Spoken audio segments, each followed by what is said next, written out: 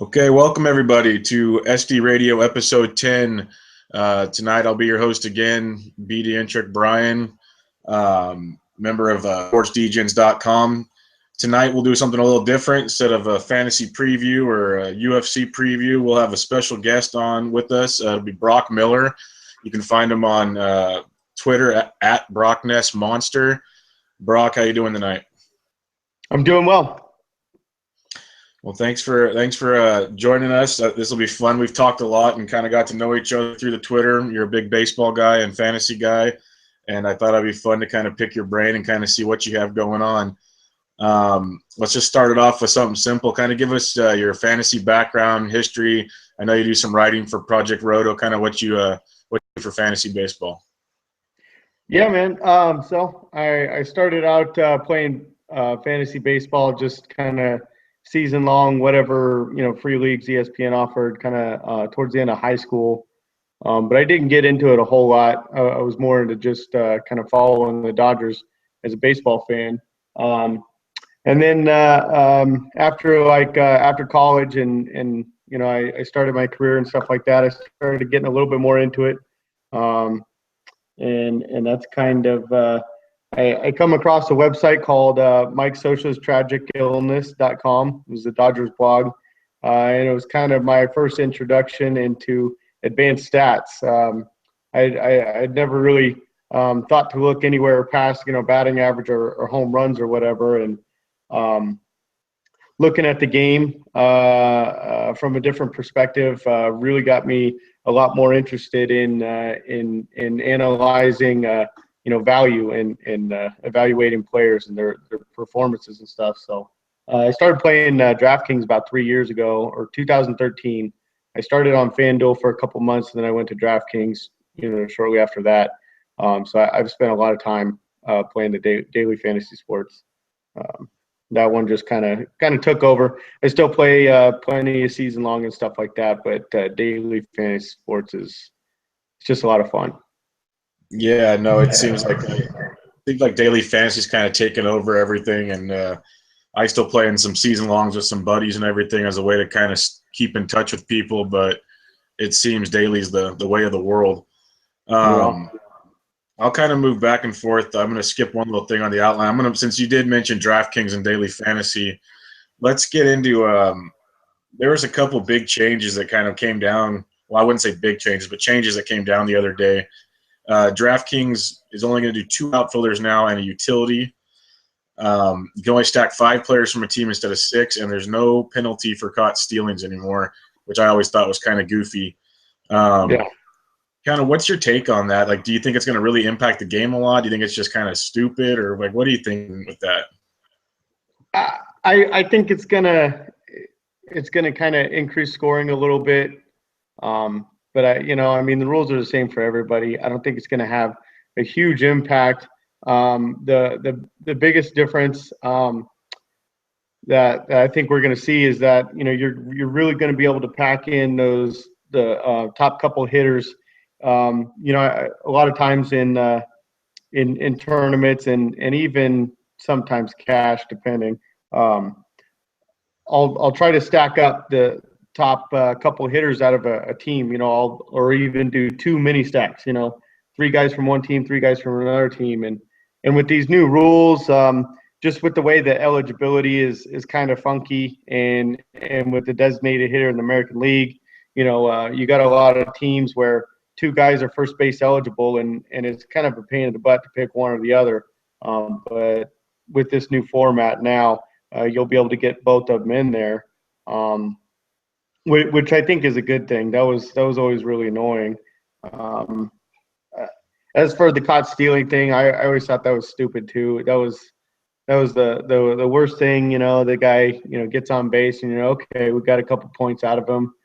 Starting to feel good about it, and then he goes and gets caught stealing. I mean, there's a lot of things that can happen on those plays and stuff like that. So. But anyways, that sounds good. I don't think it's going to be a huge change. Just the biggest difference we're going to see is if you want to do one of those mini stacks, it's going to be a little bit more effective. You'll be able to get those 2, 3, 4 hitters regardless of what positions they're playing. Yeah, that's what I've been kind of seeing and hearing from other fantasy shows you can listen to or whatever is the stacking thing. They thought when they were going to make changes was going to be to kind of get rid of some of the stacking options and change things that way to quote unquote make it more of a game of skill. That argument. By doing this, like you said, you can easily do more of the mini stacks and kind of format it all. Like you could pick a Coors game and sneak in a couple like different options there instead of having to worry about other things, especially with the extra utility position. And yeah, I think it makes things interesting. I do find it kind of odd that in a position like the outfield where you have like 100 players or something, you're going to take that position out instead of. I figured you could just add a utility spot and increase the salary or something, but I don't know. I guess they got to keep it to 9 players. I don't know all the details. It just kind of came out. I just wanted to get your input on that. Yeah, definitely. I thought it was kind of interesting just thinking about it this morning. Maybe there's going to be different ways that you're going to be able to go contrarian in tournaments. And I was thinking, hey, just having 3 outfielders that might be kind of contrarian on any given day. Just having 3 outfielders. So True. We'll see how it goes though. Yeah, that makes sense because like you're saying, because like say like David Ortiz, who's strictly DH, but now he's first base eligible, like you said. Now you can use a first baseman and Big Papi. But yeah, if you go 3 outfielders, that could be very contrarian. Yeah, we'll see how that goes. You kind of mentioned a little bit of your strategy there. I don't know if you wanted to go into that anymore. Like when you're going to pick out your team, like on a tournament compared to cash game or something, without giving away all your secrets, what kind of strategies do you use for your daily baseball? Well, in cash games, I'll spend a little bit more on pitching. I'll try to lock in 2 close to sure things at the pitcher spot on DraftKings. This is all on DraftKings. I play primarily on DraftKings. I can't, with the amount of variance in the lineups from day to day, I just can't get into FanDuel. Guys get days off. Much more often, in football, guys don't, have rest days, so that's fine on FanDuel. In basketball, you have that, but not nearly like you do in baseball. And for that reason, I really don't play a lot of baseball on the early lock sites rather. But I'll spend a little bit more on pitching in cash games there. Maybe like a 10,000 pitcher at 10,000 and a pitcher at 8,000, something like that. And that's kind of earlier on in the season. I play a lot more cash earlier on in the season. And after about the first month or two, I start slowly transitioning to playing, put more money in single entry GPP and leagues and stuff like that. By about the middle of the season, the competition's a little bit better than it was at the start of the year. And so for me, capping my upside on my return by just sticking to 50-50s and stuff like that towards the middle of the season doesn't make that much sense. You've got to try to put a good lineup out there, a good roster out there, and you got to get paid on that. I think I differ from a lot of other players there. I think there's a ton of guys, and for it is what it is. Maybe it's successful for them, but I think there's a lot of guys out there that stick to playing the majority of their money in cash games all throughout the year. It doesn't seem to work for me. And so when I do make that transition to playing more single entry GPP and leagues and stuff like that, and I start getting away from cash games, I'll spend a little bit less on pitching. I'll try to get like kind of a low level ace, depending on the slate, depending on who's pitching that day, of course. Try and get like a low level ace, and then a pitcher that's pretty cheap, close down there, 6,000 or something like that. But some guy that you think, he's got a pretty good chance of going out there and, throwing 5 innings. He doesn't have to strike out 12. You don't need that big performance from him. I just last year I had to get away from spending big bucks on pitching because unlike years previous to that, pitching just was not predictable like it had been. So I had to get away from spending big on pitching. So it's going to be part of my strategy to start off this season. There you go. Yeah, no, I just want to clarify for some people that might not know what's going on. I think most people will, but when you're talking cash games, you're talking like a 50-50. And when you're talking GPP, you're talking tournaments. And I want to help clarify for some people that it is very critical on cash games to have more of a solid, I would say, balanced lineup because you need to beat half the group. But your GPPs in tournaments, like you're saying, how you kind of take different pitchers and kind of try to take that gamble, it's because you have to beat 80-some-odd percent, 90% of the field or something to cash in certain GPPs. Maybe not that much at all, but and that's where you get that chances by taking those guys that aren't going to make it on majority of the rosters, and that's what you're getting at. And I completely understood you, and it made total sense to me. I just wanted to clarify that for a couple people that might not know completely. And then I totally agree with your DraftKings to FanDuel kind of comparison there. I tried FanDuel for like a week, and I just couldn't handle it. That early locking stuff, and then you can't change stuff out. It's a brutal way to lose your money. I think it's just complete garbage because you put all that time into building a lineup and you can't change your roster out. I think it's just beyond ridiculous. And yeah, DraftKings. Only time I play FanDuel now is football season, just like you said. Everything else is all DraftKings for me. We're not even getting paid to say this stuff. It's just the way I feel about it. Yeah. And you seem to be in that boat as well. With that being said, did you have anything else DFS wise, or do you want to transition into season long? Yeah, we could talk about season long a little bit. Like I said, I don't play a ton of season long anymore. Maybe 4 or 5 leagues or something like that. And usually one of them's kind of a home league, just some buddies that guys that don't play DFS, so they're not really kind of on top of it. Kind of like you are if you play DFS. That's something else with DFS. It helps your season long.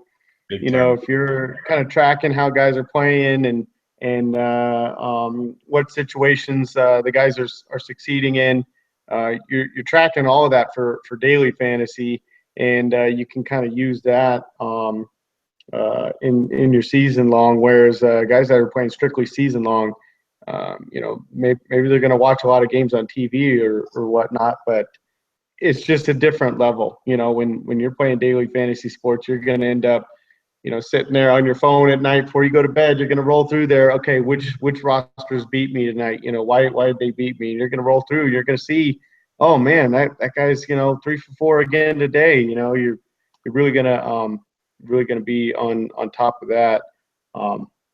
Anyways, not to get off topic here. Yeah, I still play some season long stuff. I prefer. Personally, I prefer roto leagues, but I prefer auctions. I think the auction draft, they friggin' take forever. But it's a lot of fun. You can you get in those, and it really pays off. You can kind of sit back and let some guys kind of blow their loads early, and spending $60 on Mike Trout, and then Goldie comes up and they can't pass up, and okay, well, there's one guy's not winning it. So I really enjoy getting in on the auctions. Yeah, no, definitely. That's one thing. That's one thing I have never tried. I don't know if I'm scared or what it is. I've wanted to get into it, but everybody that offers it to me is like they've been doing it forever. I know I just get smoked going out the gate. I wouldn't go crazy like you're saying with the Trouts and the goalies. I'm smart enough to not do that and manage my money, but at the same time, they're sitting there and like I'll listen to like tonight. They're doing labor, I think, in Arizona this weekend, and yeah, I'll sit there and listen on Fantasy Sports Radio, and they're sitting there just firing off, and they'll do a player like every 30 seconds. I'd be sitting there looking through my papers trying to figure out what the hell's going on, not knowing. Yeah. They have such a science to it, and I think I'm just intimidated is the problem. You really got to get it set up get your rankings in Excel and have a couple different pages there. I know there's some really sharp ways to track stuff. I was reading on Fangraphs maybe like yesterday. This guy had this spreadsheet set up so that as soon as a player went off the board for whatever price, he could just key in how much their cost was, and then it kind of updates how much you should be spending on other players. So first basemen are kind of going more expensive, then it'll kind of update and reflect that. And man, that's way over my head and gone. I mean, I'll pull up my rankings and I'll actually I'll actually print them out as well. So I'll have them on a piece of paper so I can cross off names off the list, but I still got it on the computer. And I can go back and forth there. They're a lot of fun, man. Those drafts, it's like 3 hours, but it's a lot of fun. You kind of your first one, you learn a lot. You'll kind of get the ropes after that first one. Then any of those auctions after that, man, it's the way to go. It's the way to go. Yeah, I'll have to give it a try probably next season then. Well, I've noticed this in a lot of these quote unquote expert auction drafts that have already happened. And this is a topic you kind of wanted to talk about a little bit. I was quite surprised because you listen to a lot of these shows and they talk about waiting on pitching, at least on roto formats, wait on pitching. But you look at these expert drafts, especially the auction formats, and they're jumping all over pitchers early. And you brought up the point that you kind of wanted to talk about these early runs on pitchers in these redraft leagues. And I'm curious to see what you have to say because I have my idea. And I'm really curious what your thoughts are on that. Okay, so basically last year I kind of waited on pitching. I didn't. I aimed to get maybe one guy at the end of that first tier, and then my next starting pitcher at the front of the second tier, or even two pitchers at the end of that top tier. But I didn't mess with Kershaw. I didn't mess with Sale. I wasn't up there any getting those top guys like that, and that really paid off. A little ways into the season, guys were coming up, starting to come up and produce. Jake DeGrom was a huge one to have. He cost you like nothing and ended up giving you top 12, top 15 value. I mean, he was an absolute beast. That really worked last year, and I pulled up the ADP from last season, and I was looking at that, and through Yahoo, ESPN, the NFBC, there were 8 pitchers going in the top 50 picks. 16% of the top 50 picks were pitchers, which was basically Kershaw in the first round, Sale in the second round, and then the end of the third round and fourth round were a bunch of pitchers. And so I looked up kind of a couple of the leagues that have drafted already this season, and this is in a serpentine draft, not auction. And in labor, 14 of the first 50 picks were pitchers. In the Beat Sporer League, which is hosted by Fangraphs' Paul Sporer, 17 out of the first 50 pitchers that went, or 17 out of the first 50 players that went were pitchers. So that's basically 100% more pitchings going in the first 4.5 rounds. People are taking pitching a lot earlier this season as compared to last year, and I think that's kind of the way that I was describing how I went about it last year. Kind of trying to get a guy at the end of that first tier and get somebody at the front of the second tier, that kind of strategy. It's going to be hard to do that same thing this year with the way pitching is going, so much earlier. And, if you're really waiting on it, waiting to start, pouncing on pitching in the, 5th, 6th round, kind of like I did last year, you're going to miss that first tier completely. It's going to be hard to compete when everybody else in your league's got two guys out of, that top, 1.5 tiers. So. Yeah, I agree with you because I basically have the same strategy you have where I usually wait till the 5th, 6th round. I try to get one of my top tier guys, and then basically everything you just said is what I do year in and year out. And I was just wondering because I completed my starting pitching rankings a few weeks ago. We did a podcast for it, and there's depth, but it's like you said, because I was able to get like an Arrieta and a DeGrom and guys like that late, and it was just huge because you match that up with just one of your top tier guys. Now, in theory, at year's end, you have like 3 top tier guys, and it's just it's game changing. And I don't know if it's just there's so many more resources out there for people, or what it is. Because even like a guy like a Danny or Carlos Carrasco, everyone's all over him. And if you would have told me this a year or two ago, no one would have known who he was except guys that really pay attention. And it's getting really crazy now because, like I said, for years I would just wait and I'd still have a very solid starting rotation, and now I'm loaded up with bats. So it's almost like I was saying a week ago or so on a pod, you almost have to dedicate and take 2 top guys early, or you need to just load up and pray your offense is great and that you hit on like 3 late guys that just somehow pan out. It's because, at least in my opinion, I feel like if you try to mix and match your bats and your pitching, I feel like you're going to leave a hole somewhere, and you're going to make it your team might not finish better than 3rd unless you like strike gold, in my opinion. But I could be totally wrong. But yeah, I was curious because I was shocked. I think I was listening to what'd you say, it was Labor that they already drafted? Like, yeah, I think Labor is when I was listening on the radio, and I was just shocked by how many pitchers were going in that. Yeah, I think it was on the XM radio. Yeah.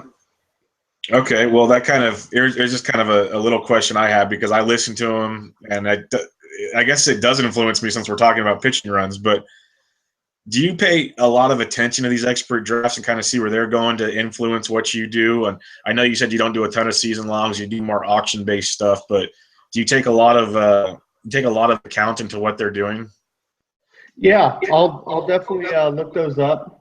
By the way, I'm getting feedback. I can hear myself on your side when I talk. It's okay. Now it's cleared up. Okay. Well, hold on. Let's start that over.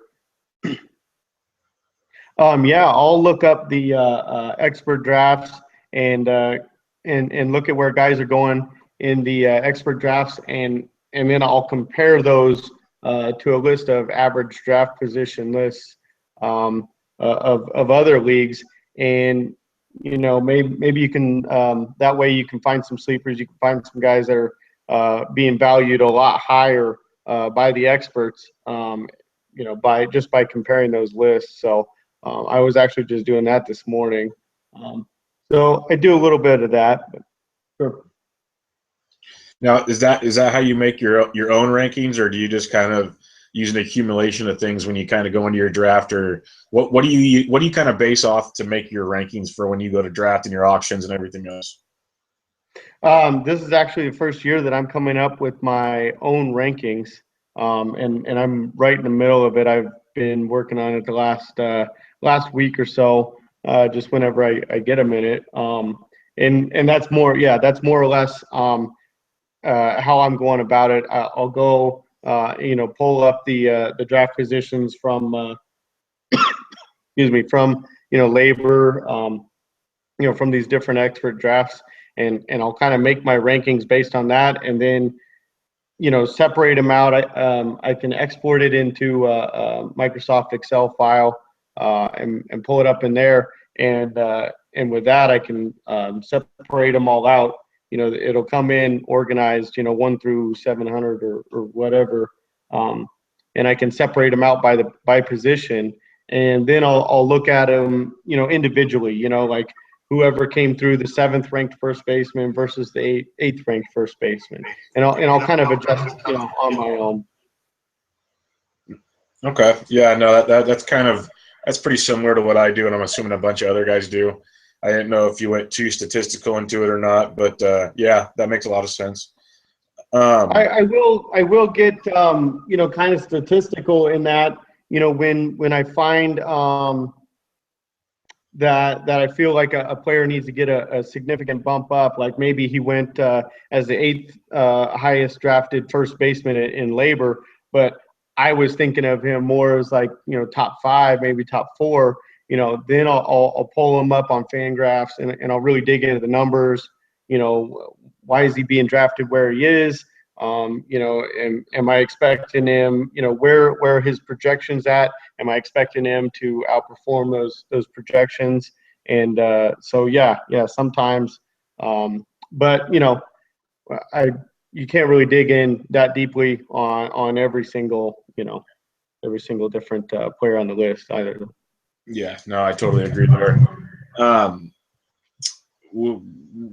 Now that you're doing your rankings, and you kind of said you've been doing it for a week or so, what are some positional players you're kind of targeting? Maybe not even through your rankings, just that you kind of have your eye on. There's a couple so far. I've been paying attention to kind of where guys are going. If say you've got like the 7th or 8th pick, in a 12 team, like if I go a certain direction with that first pick, where can I go in the second one? And the first 10 guys is really kind of locked in most leagues. You don't really see that vary a whole lot. I find myself with the first pick, if I'm outside of the top 5, looking for Manny Machado. Even pick 6. See, I've got some ADP right here, and Machado right now is 10th on average across Yahoo, NFBC, and ESPN. He's averaging the 10th pick, but I'd probably take him 6th right now. Anything after 6, that's probably where I'm going with my first pick. And if I do that, I've seen right now Anthony Rizzo is number 12. I've seen him fall back like 14 and 15. I think in labor, I closed that window already.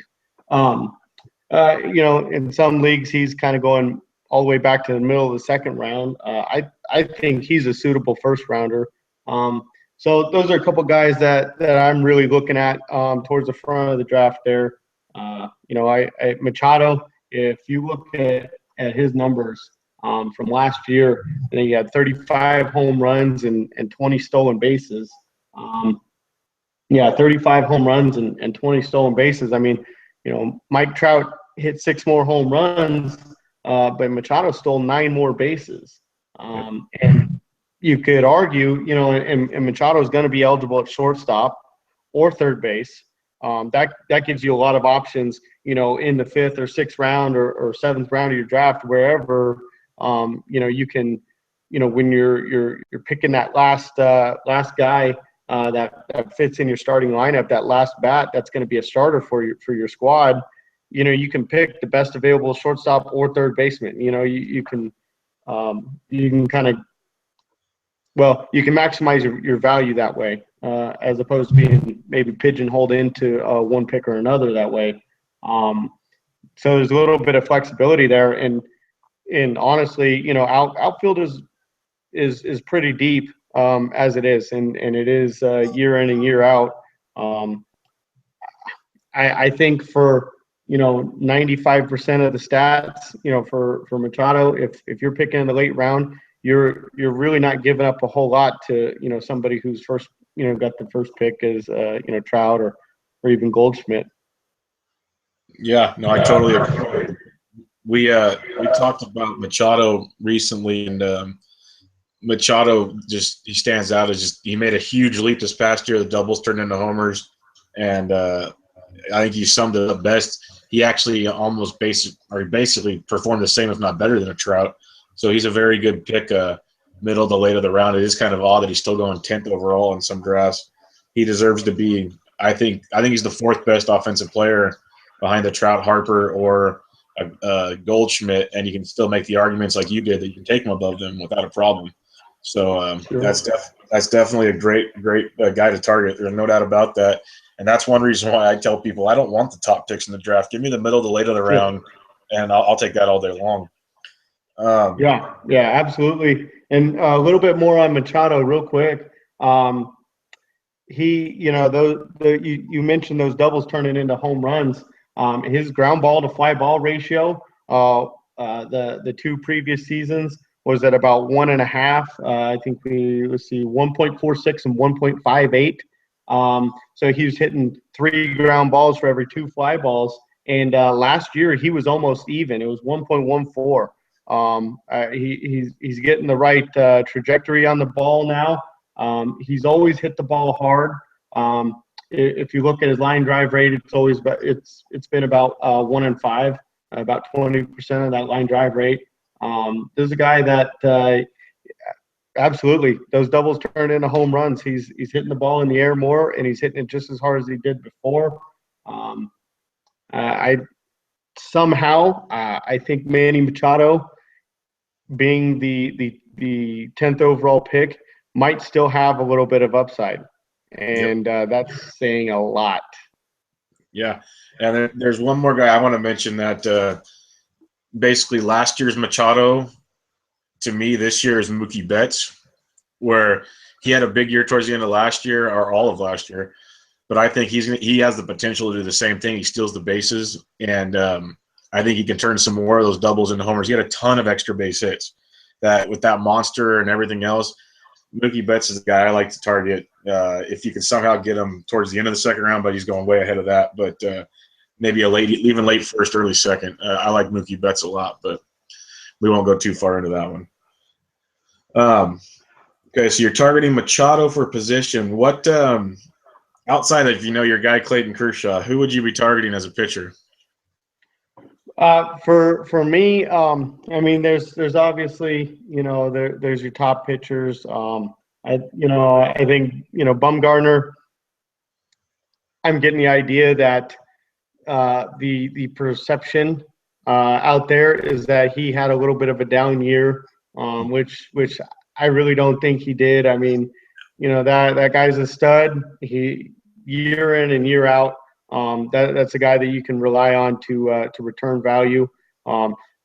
Last year he was coming off 250, 260 innings, and he went out there and pitched like Madison Bumgarner for 6 months.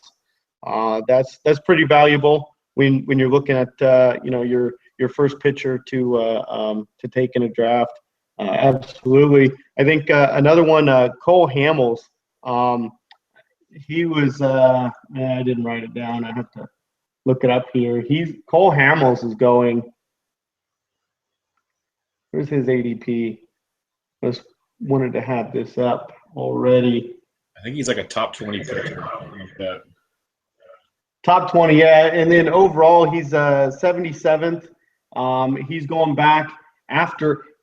after Adam Wainwright, who missed an entire 2015. After Aroldis Chapman, who's not only a relief pitcher, but is only going to pitch for 5 months. Johnny Cueto, John Lester, he's going after those guys. And, I looked up Cole. I pulled up his numbers.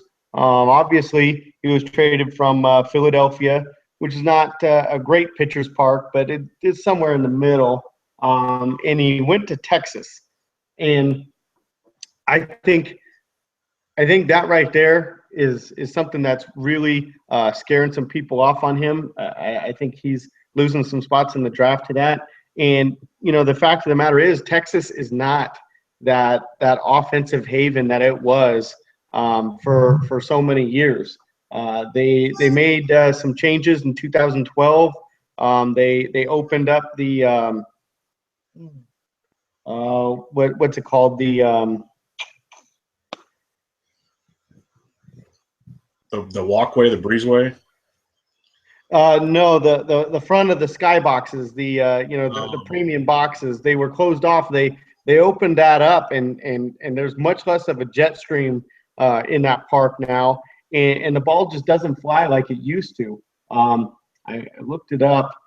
ESPN ranked Texas as the 5th most offensive-friendly park in the major leagues, but which seemed kind of strange to me. I started looking into it. Obviously, they're going to have the warmest temperatures on average of any park out there, except for maybe Arizona. I couldn't tell you, but both of those are, it's, the middle of March and it's 90 degrees out there. But I'm looking through at these numbers that they have listed, and Texas, honestly, the home run rates for right-handed and left-handed hitters are more home run rates that belong down middle of the pack. The runs that are scored there, it's a little bit above average.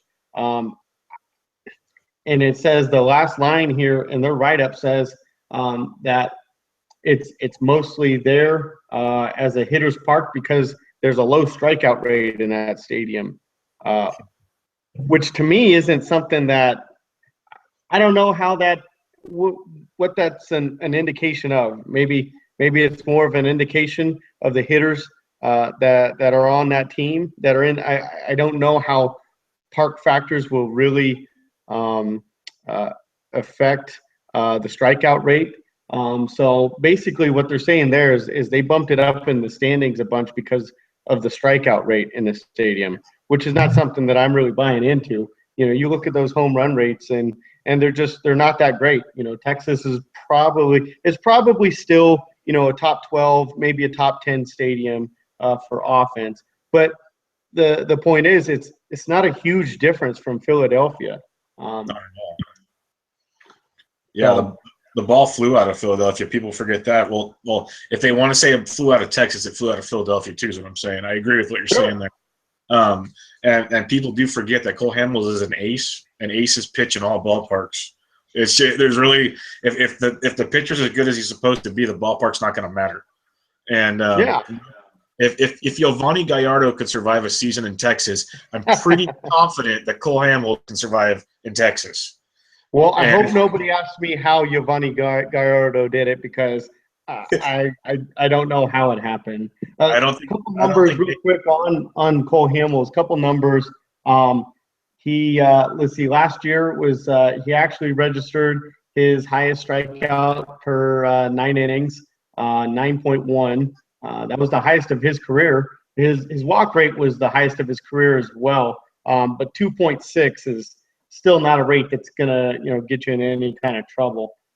He had a really good year last year. His XFIP was 3.4, which is a hair higher than his career 3.38 XFIP. Basically, if you look at his stats over the years, I think we've got 8 straight years of 30-plus starts. Not only is he an ace, but the guy's durable. That's worth an awful lot early on in your drafts. Early in your drafts, we're looking for predictability. Losing a first or losing a top 5 pick is really going to hurt your team. So not using one of those picks on somebody that gets hurt is pretty valuable. And Cole Hamels been a model of consistency. You're talking like between a 3 and a 3.5 XFIP and 30 starts every year. That you can't ask for more with one of your top pitching options. That's what you want, like you said. When you're taking an early pick, you want consistency and predictability, and he brings that. And people forget that he also pitches a lot of his road games in Anaheim, Oakland, and Seattle, which are quote unquote pitchers' ballparks. So they forget that one as well. So absolutely. So say if he pitches 30 starts, he's probably only pitching half of those in Texas anyways. So people they don't look at the total package when they're analyzing certain people. And it just you bring up a very good point. I'm glad you actually picked Cole Hamels because these little things you're mentioning is what people need to realize when they're saying, "Oh, this guy's pitching in a bad place." Well, no, he's not. Like really, he's not. They need to realize that. it's fun. People overreact to things like that. And that's just that's a great way to look for it's a great way to look for value in season long. And also another way to look for value in DFS, especially for like a tournament strategy. When you're looking for a guy, you need somebody, with the potential to go out there and throw 7 shutout innings with 10 strikeouts. You're trying to win a tournament, and so maybe you're looking at a right-handed hitter going into or a right-handed pitcher rather going into Boston. Somebody that maybe it's a pitcher that nobody's going to really be on that night. But then you look up and see that like left-handed hitters in Boston, you basically take their statistics and reduce them by 20%. And that's an expected production in that stadium because left-handed hitters, it's just, right center is huge in Boston. And so maybe that's something that a lot of people won't be on. Yeah. No, definitely. These are all good points. And as we do more of these and talk more about it, these are things we can keep bringing up and breaking down for people, because I guarantee you a lot of people had no idea what you just said right there, or didn't know about what you just said, like that whole Boston thing. They didn't even think about that. It's little things like that you mentioned that separate the quote unquote big boys to just the average guy that they're going to take their money from. It's just little things like that don't even take that long to do research for, and it makes a world of difference. Yeah, I can go on a whole tangent about that, but we can do that at another time. Sure. Let's kind of wrap up with a little quick wrap up our fantasy part of this pod. Give me like a quick sleeper and a quick bounce back type guys you're looking at. Well, as far as a sleeper, I'm on Twitter all the friggin' time, and I see all the same things that you guys do. Raciel Iglesias obviously had that smoking hot August and September last year. The dude was missing bats. He really was. It was awesome. I took advantage of that in DFS big time. But everybody's talking about him. I don't really see him as a sleeper. Where he's getting drafted right now. The guy's got the stuff that he's really he's going to have some upside. But for me, the way that I like to draft, I'm kind of off him now because everybody's been talking about him.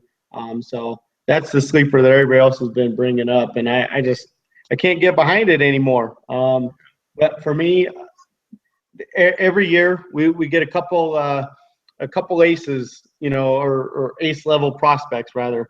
That end up coming up, and I've been looking at this situation, and I think in Pittsburgh, Tyler Glasnow looks like he's got a shot to maybe even start the season in the rotation. He's a hell of a pitcher. He's got swing and miss stuff. He's a top 12 in baseball prospect. And if you look at the back of Pittsburgh's rotation, I listed it right here to reference while we were talking about this. It's not pretty. Ryan Vogelsong. Yeah. Which for us DFS players, I hope he ends up the number 5 starter because I've got a perfect guy to stack against, every 5 days for however long he stays in that rotation. And even in front of him, John Neese, Jeff Locke, those guys are not. Would really like to avoid this pun, but those guys are not locks to stay in the rotation for Bear. Yeah, I know. I'm sorry. As good as Glasnow is, he could replace any of those 3 guys, and it'd be an upgrade for Pittsburgh. So it's really going to be up to Pittsburgh. How long do they really want to push back his free agency? I think the first couple weeks of the season are probably out of the question just because it's only a couple weeks and the savings is basically an entire year of free agency. So those first couple weeks, I don't think you'll see him. But he's had a struck out 10 batters per 9 innings or more every stop of the way in the minor leagues. The ERA is down there around 2.5. Everywhere he goes, the kid's got the stuff. He's got a little bit of issues with control. But if he goes out here this spring and shows that he's going to start commanding some of that secondary, some of his secondary pitches, he could be up in the majors, and he'll be somebody that you want on your roster as soon as he gets there. Yeah, no doubt. He's a very good young prospect that I know a lot of people are pretty high on. If he gets that option, it's a very good late round pick right there. Let's talk a little off-season action. One thing that you brought up and wanted to talk about a little bit is Salvador Perez got quite a nice extension for a guy that he's a very good team player, very good, very, very good defensive catcher. And he seems to get the timely hits. I've just never been huge on him, but I know he produces. What's your take on the whole extension with Salvi Perez? This one's it's kind of a tough one to comment on. It's kind of tough to describe. Basically, we've seen a couple players get these extensions when they're already locked down for another, the upcoming season and the season after. They're already, have a contract. In some of those guys' cases, Justin Verlander, those years that he had locked up, upcoming when he signed his deal, those were for big bucks already. And I know the idea behind the extension was, it was kind of a good faith showing by Kansas City. But for me, I'm not locking. These guys are getting paid millions of dollars, to play a sport. These guys have got the probably have the greatest medical benefits anybody could ask for. The guy's guaranteed to make millions of dollars this year and next year.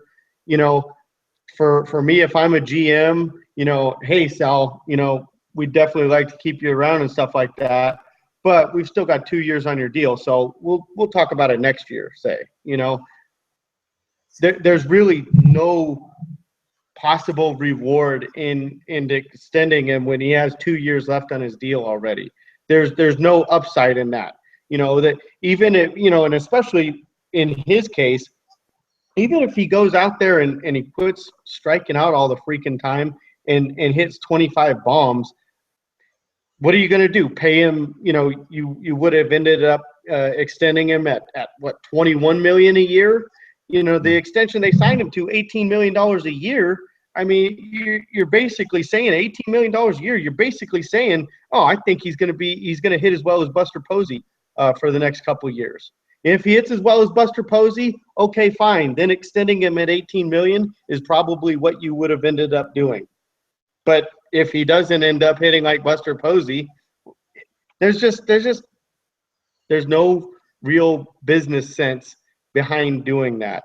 I can understand, showing good faith and stuff like that, but if it's my team, I'm hoping they find a different way to do that rather than extending a guy when you've got 2 years to make that decision. He could go out and blow out his knee, in the first week of this season, and oh well, he's locked in.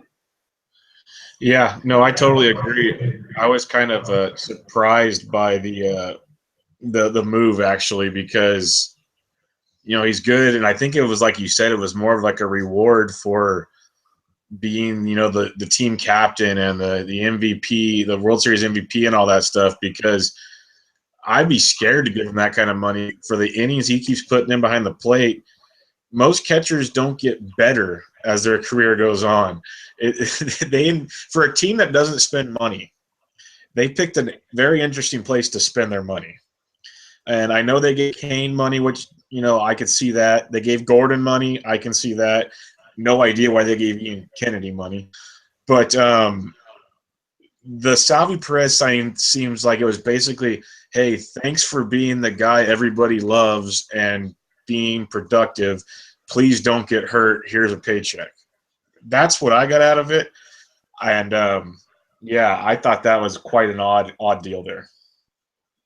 Yeah, it definitely is. I mean, You hit a couple of those couple of the nails right on the head there too, and it that's definitely what it's about. It's about rewarding the guy for kind of who he's been and stuff like that.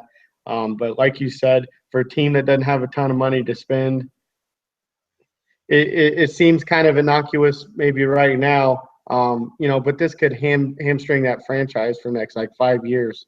Yep. It just like that, and that'd be terrible to see. I mean, I'm not a Royals fan or anything like that, but I like seeing different teams pop up and be competitive here and there and stuff like that.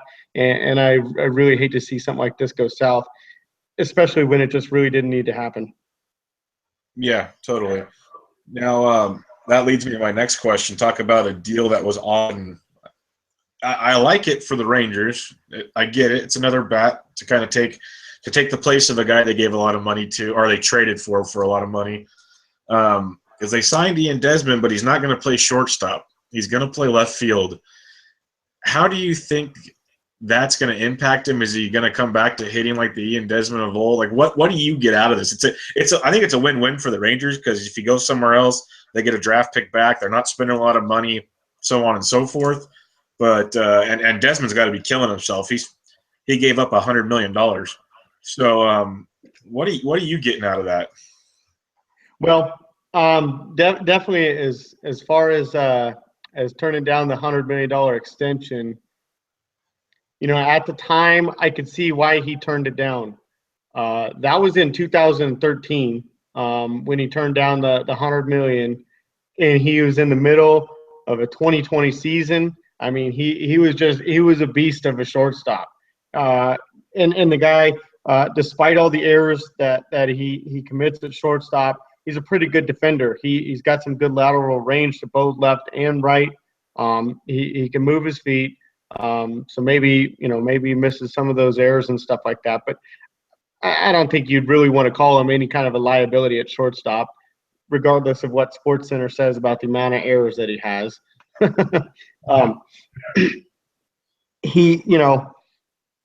For him, yeah, I mean that's tough, man.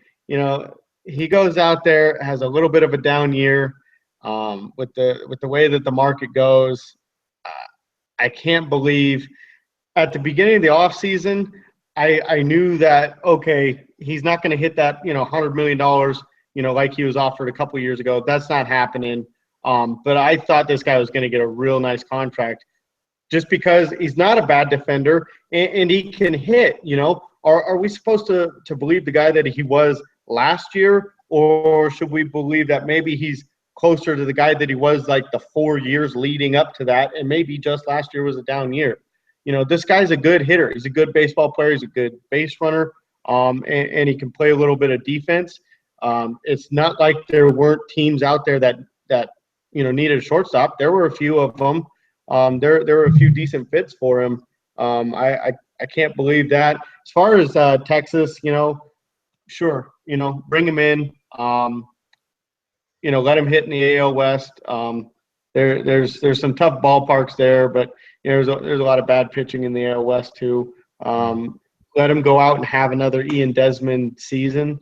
What we're accustomed to seeing from him, and then you offer that draft pick or you get that draft pick compensation back next year, and so that way, that ends up being a zero-sum equation basically. You put it off a year, but that's fine. You lost a first rounder, and then you gain one. For $8 million, the way that we're seeing contracts evaluated right now, where you've got 3-win players going out and getting $15 million. I mean, he's really got to like, if he has another down year with the bat, he pays off that $8 million. Like, he's worth $8 million if he is awful. Like it's today's game with the way the salaries go. $8 million. That's a steal for a much lesser of a player than Ian Desmond. As far as moving to left field, I don't know how that's going to affect him. I don't think it should affect him much. Shortstop's a tough position to play. That left field, that's where you stick the guy that can't play defense. First base or left field. So for me, I don't think that should have a huge impact on him. Moving from the National League to the American League, doesn't usually help anybody, but he's a good enough player. I think he ends up being a decent signing for Texas. Yeah, no, I personally love the signing. I was pretty happy with it because now a pretty boring and bad shortstop position in fantasy got a lot better. I will gladly take him as my shortstop and put him in left field, but keep him in the shortstop position. Sure. It's like you said, for $8 million, he's not going to lose you money. If anything, he's going to exceed that salary, and it's a win. It's like when you're playing DraftKings and you gamble on that Van Slyke against the lefty for like $4,000, and he goes and hits a home run, and he exceeded the value so well. But then at the same time, if he gets a single and maybe scores a run, he probably still exceeded value. Like, it's little things like that that I think that's like I said earlier, and you said it's a win-win, I think, for the Rangers, and it might be just what Desmond needs to get back on track. What it kind of shows to me the most that really screwed things up is it shows how messed up the system is, and that's a whole nother topic, and that kind of got broached by other people, and it's just a joke, and it's supposed to hopefully get cleaned up at the next CBA in the next year or two.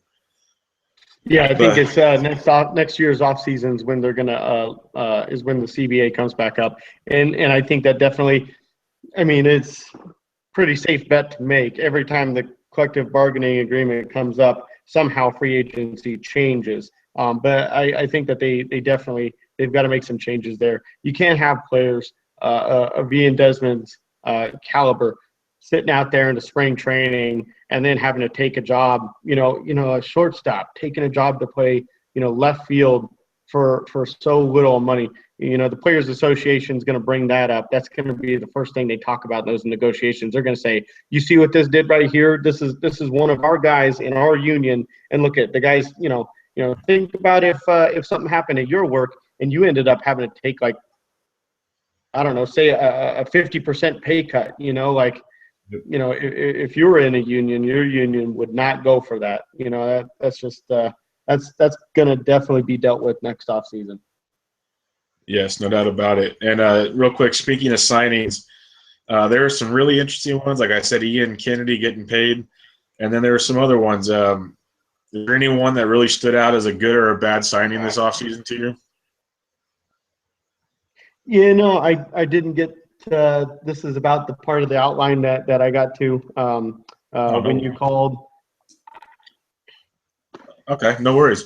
Like I said, there's all kinds of goofy ways to analyze that one, so I wouldn't even worry about it. Let's get to a fun one. I see you're wearing your hat, and I have the MLB Network on over my shoulder, and your guys just exploded for 4 runs against the Diamondbacks.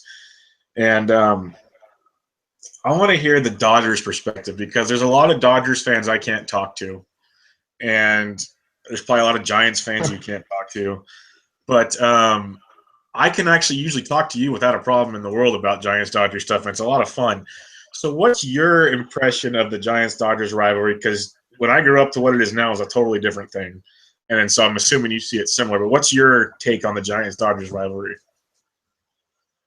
Well, this is something we could honestly spend hours talking about. In the last few years, we've had a lot of things. Most notably, the incident with Brian Stowe in the parking lot at Dodger Stadium. Things are pretty rough. When I was a kid, we used to go to a lot of Giants and Dodger games. We would always go. It was, they're the Giants. You got to beat the Giants. We hate the Giants. And that's what you did if you were a Dodger fan. And I think now going to the ballpark now, we get a lot of LA fans. They're not real Dodger fans. They're not real baseball fans. And it's really kind of intimidating to be there. And that's coming from a guy wearing a blue shirt. It's not real fun. I don't understand that kind of thing that you see at the stadium there. I don't understand where those people are coming from because, and this also kind of relates to how you were mentioning, you and I can have some good banter back and forth about the rivalry, during the season and stuff like that. But we can also we'll talk about each other's teams, like, oh yeah, I like the signing from you guys here, or man, what were those guys thinking with this, whereas a lot of times that turns real annoying, when you talk about something like, for you, if you're talking to a lot of Dodger fans about a signing that the Giants made, they're automatically going to, oh, that was a stupid deal, that was a stupid move. What were they thinking, and it just kind of, the bias is really kind of shine through. And so, like with the stadium, showing up at that stadium and seeing that, I don't understand that. I don't understand that frame of mind, because for me, if we all like the same team, this shit wouldn't be that much fun. It'd be pretty boring if we're all fans of the same team. And as far as us being able to, talk about each other's teams and have good conversation about that, I think it comes down to more, and this might be partly because of DFS, but we're baseball fans, like the Dodgers are my team, and that's who, and if it weren't for Vin Scully, I probably wouldn't know what baseball is. I owe that to the Dodgers, and that's my team. They'll always be my team, but we're just kind of fans of the game now.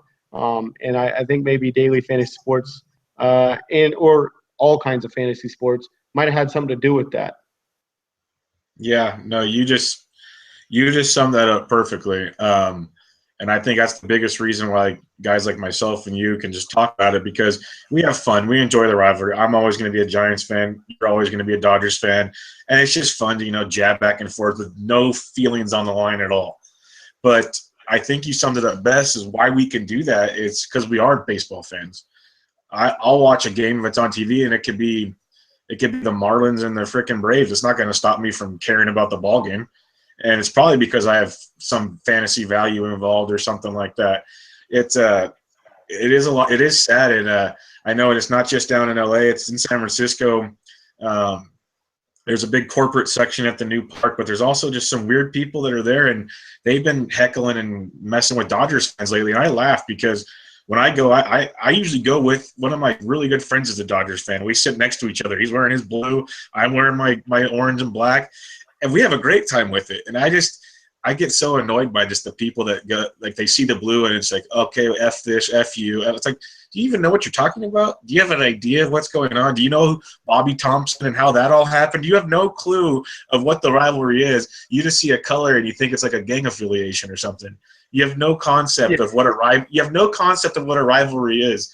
And it blows my mind. And that's why I just kind of wanted to talk about it just real briefly. Kind of fun way to kind of wrap things up towards the end is I have a blast with it. It just blows my mind how it just changes. And you see it with Red Sox, Yankees. You see it with Cardinals, Cubs. They're not the same as they used to be when we grew up, all these rivalries. It used to be like even the players these days, you see them now, they're all friends. In the old days, they wouldn't even be able to cross the lines.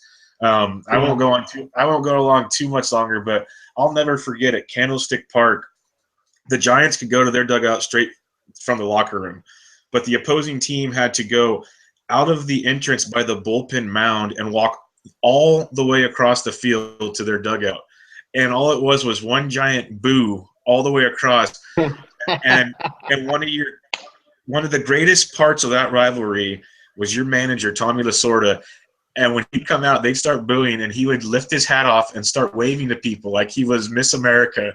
And it was the greatest thing you'd ever seen. And that was when it was a fun rivalry. But I'll digress at that. See, those are the good stories. That's the fun stuff. I agree. Real quick, I just wanted to add, these rivalries, that's what we need to celebrate about sports. That's what makes us love sports. That's why we're here. That's why we're paying attention. And people have lost the point. People have turned it in to something to turn into hate. Yeah. And I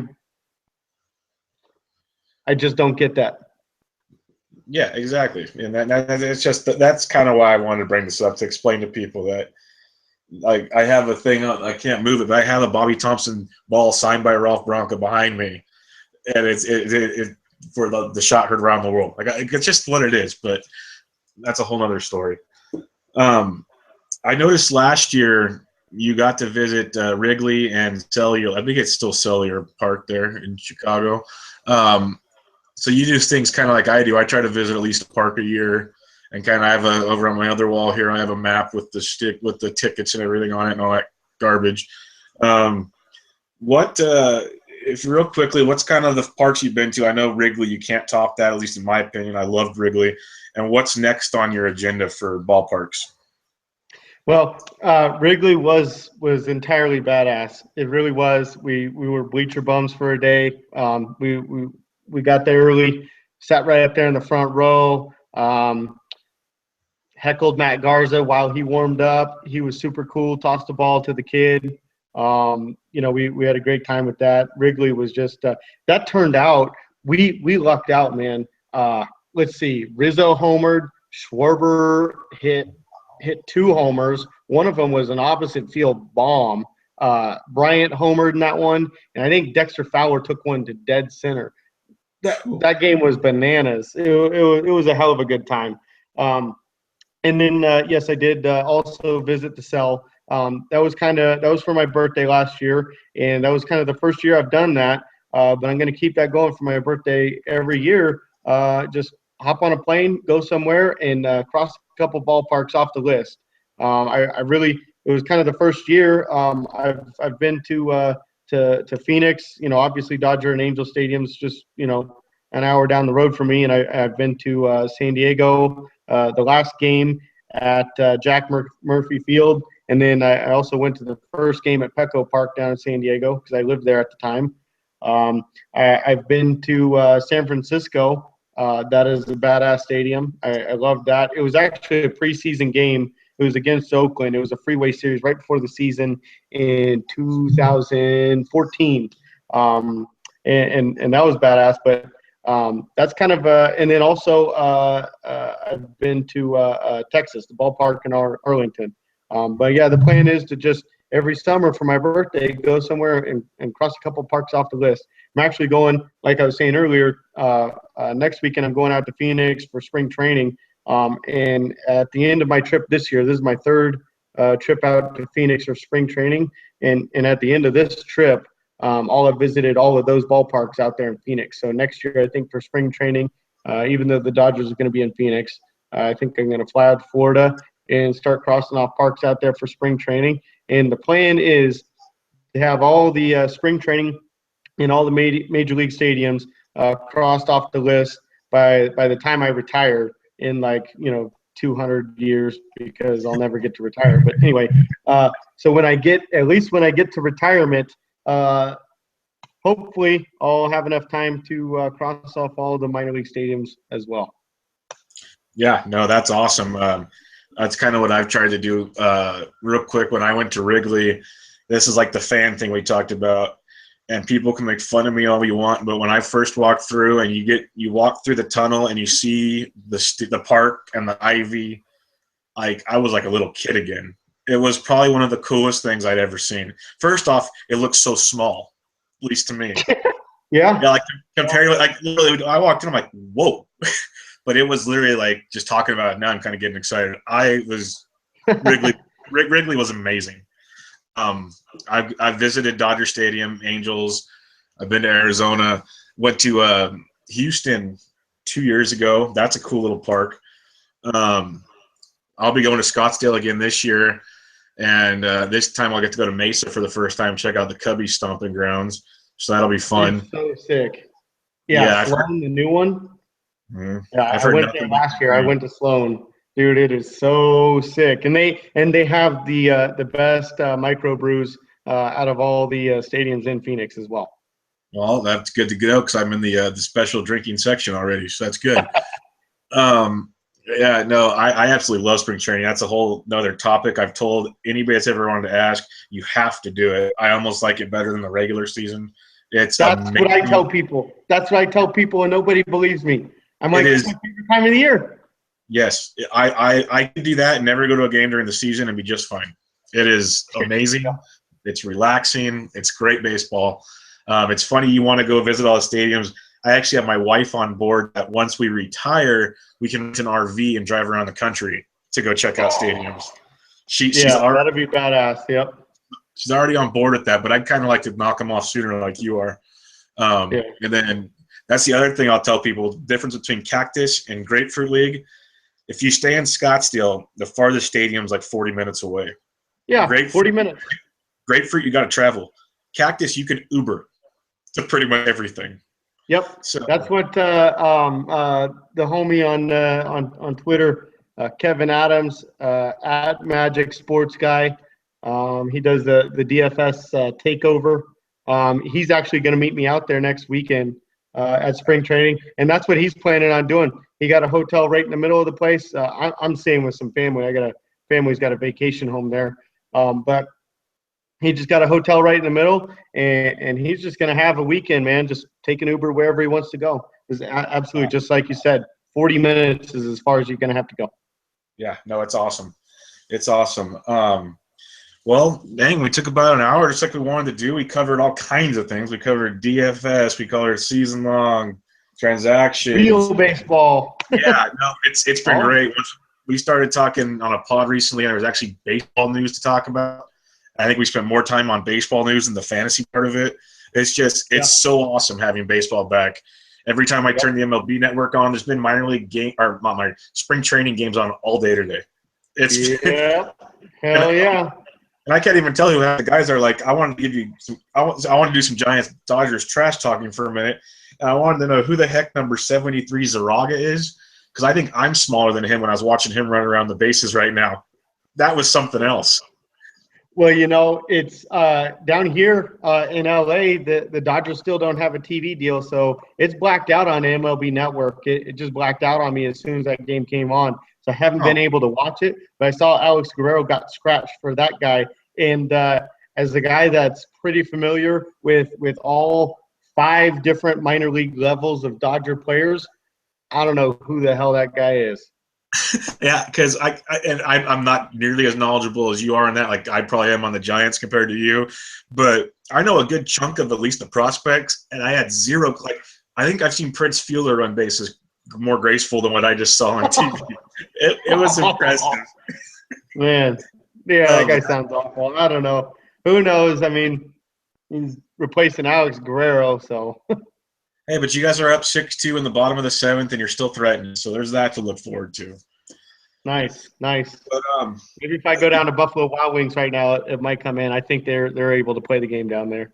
Maybe I'll go down there for dinner. There you go. Okay, with that, do you have any closing thoughts or anything? Because I'm pretty sure we're going to try to do this, every so often and just talk baseball, which would be a lot of fun. Anything else you want to kind of talk about real briefly as we sign off? Well, I had a great time. Talking baseball is kind of my thing, if you hadn't figured that out already. So I had a lot of fun. I think we nailed down a lot of different topics on all the different aspects, DFS, season long, real baseball, all of it. So looking forward to the next one. Cool. Yeah. Thanks for joining us. Again, this was Broc Miller. You can find him at Brockness Monster on the Twitter. I'm B. Dentrick, or call me Bubba. I'm at the Sports Degens, thesportsdegens.com. So hit us up at any time. Let us know. And again, thanks for listening to SD Radio episode 10. Until next time.